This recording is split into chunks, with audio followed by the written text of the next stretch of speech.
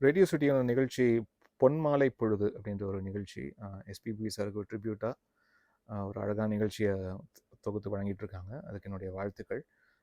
SPB sir வந்து ஒரு ஒரு ஒரு அமேசிங் பர்சனாலிட்டி. அவர் ஒரு எனக்கெல்லாம் தெரிஞ்சு முன்னாடி ஒரு ரெக்கார்டிங் ஸ்டுடியோ போய் பாடுறாருன்னா ஒரு பெரிய ஸ்டுடியோ சின்ன ஸ்டுடியோ அதெல்லாம் வந்து பார்க்கவே மாட்டார். ஏதோ ஒரு தெருவில் ஒரு சின்ன ஒரு முக்கில் எங்கேயோ ஒரு ஸ்டுடியோ இருந்தால் கூட போய் அவர் வந்து பாட்டு பாடிட்டுலாம் வந்திருக்கார்.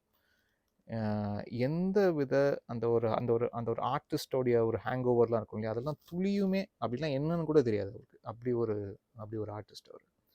உண்மையாக ஆர்ட்டை நேசித்தவர், அதுக்காகவே இருந்தவர், வாழ்ந்தவர்.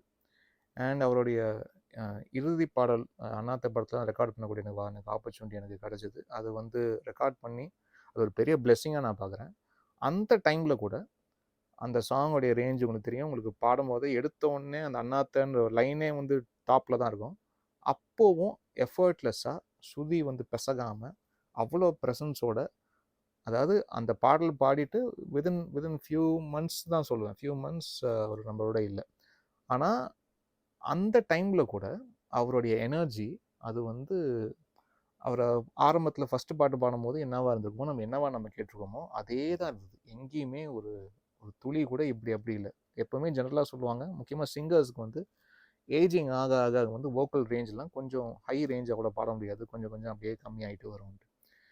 அந்த சாங் கேட்டிங்கன்னா தெரியும். அது அப்படியே தான் இருக்கும். நம்ம எஸ்பிபி சார் நம்ம எப்படியா நம்ம ரசித்தோமோ கேட்டோமோ பார்த்தோமோ அது அப்படியே தான் இருக்கும்.